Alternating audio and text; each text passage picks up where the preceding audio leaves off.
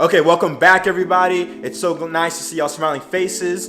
So today's video is gonna be 5 tips on how to be successful in ROTC, Reserve Officer Training Corps. With that being said, let's get into the video.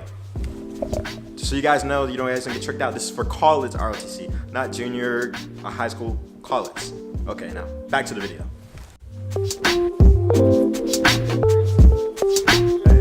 Okay, so like I said, 5 tips, and I'm gonna be reading off my phone on how to be successful in ROTC. Now this is geared towards anyone who wants to join ROTC, and also for people who are freshmen who are entering into ROTC. So my number 1 tip is try your first year in this program. And when I say try, I mean try. There we go, it's bothering me. Try your first year in ROTC.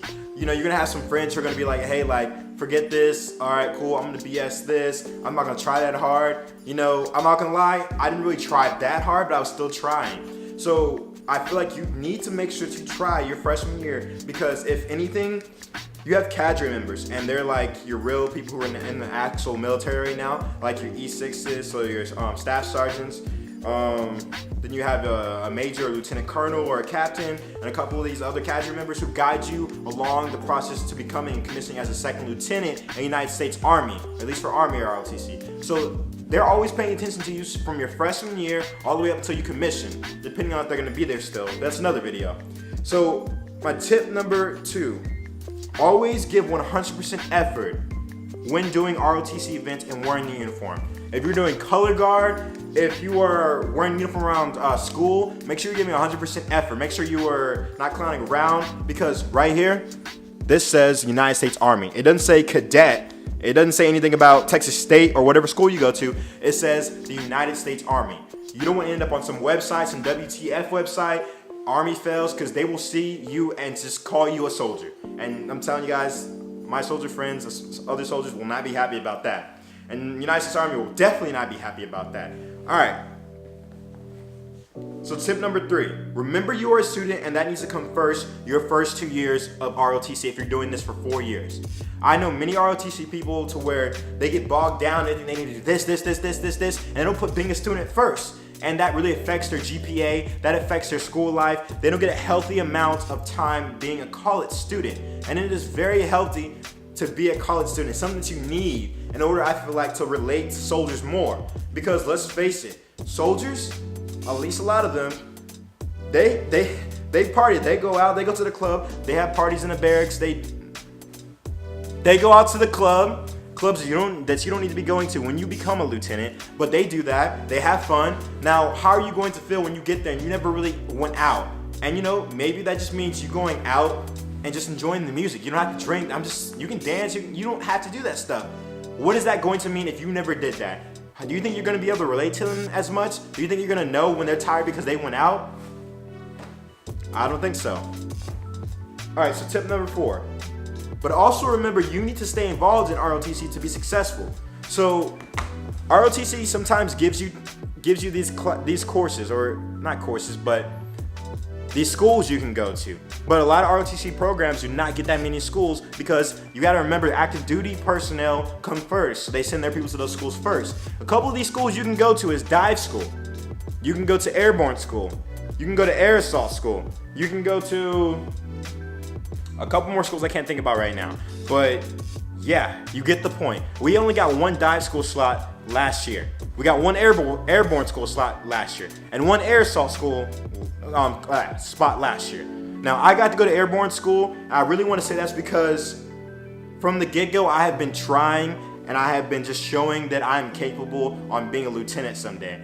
I have a really great work ethic, and I just feel like that is one of the things that pushed me to be different and seen. Now, a couple of the people in front of me ranked in the class, because they rank us in our class, like as my junior class last year, we got ranked, and a couple of them already had airborne school, and a couple of them were already going other places. So I was like, kind of in like place 6, but that's besides the point right now. So airborne school, I have a video about that. I'll link it up above. So this is the badge you get right here, just a basic parachute badge. 5 jumps, completed 5 jumps. So if you were trying to go to some of these schools, you need to make sure you are being that top cadet. But don't be that top cadet that does not focus on school and it tries to just kiss the cadre's butt all the time. because that's not going to get you nowhere unless that's exactly what they want. I don't know y'all's school. You guys have to figure that out yourselves. But that's as much as I can give you guys about that. All right, so tip number 5, the final tip. Take your leadership position serious. What does this mean? Okay, from being a freshman all the way up to your senior year, MS4, that's what they call it, MS1 freshmen, MS2 sophomores, MS3s juniors, you're gonna have leadership positions. MS1, not so much. MS2 year, you might become a team leader, so you kind of have some wiggle room.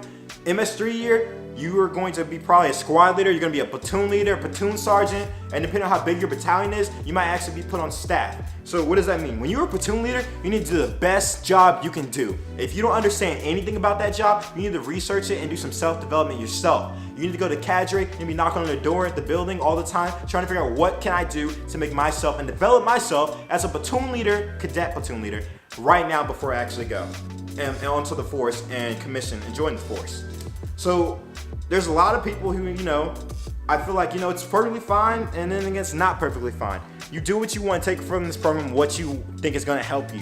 But let's say your senior year, you get into another position. Let's say you get into the S3 spot, and you're in charge of operations, and you're trying to pretty much decide future operations. You're trying to plan FTXs and stuff, build training exercises, and you are not doing that. Think about how great of a job that is and a chance that is to really make yourself become a better leader, because now you're kind of focusing on that before you actually get to that job. To where if you mess up now, you probably won't mess up in that area next time, because you have cadre members hovering over you, pushing you in the right area. If you go off a little to the right or veer off too much to the left, they're gonna guide you in that position.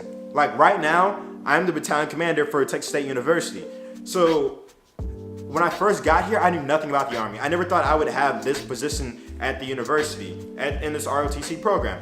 So pretty much, this is now going off of the video. Well, I'll make a side video about this a little bit later, but just a quick little snippet of this. Pretty much, I talked to the company commander, and I talked to my battalion XO, and he talks to all the staff level positions, and he makes sure the program is running. And I'm pretty much supervising and refining now and making plans to make sure that we hit all our different goals, all our different training objectives, making sure everything is spot on, making sure that we have time to do stuff, and it's a really great thing. So the last thing I'm gonna leave you guys with all these 5 tips, I didn't go in great detail with them. Let me know if you guys want me to go in greater detail and let me know if y'all want me to make more ROTC content and videos. But the last thing is, make sure you have fun, make sure you create friendships that will help you be successful in this program. Make sure you hang out with the right people, and make sure that you wear this uniform right. Because remember, you are wearing a uniform of the United States Army. At the end of the day, if nothing else matters, wear the uniform with respect, okay? That being said, everyone have a blessed one. I'm about to head over to lab because today we got land navigation, so we're gonna go help some cadets and help our MS3s, the juniors, get ready for advanced camp, which I'll be talking about in another video. Actually, I do have a video about advanced camp, so like it right there, or not like it, but click on it if you're a cadet and you're going to advanced camp and you need some help. Like I say again every video. With that being said, everyone have a blessed one. We out.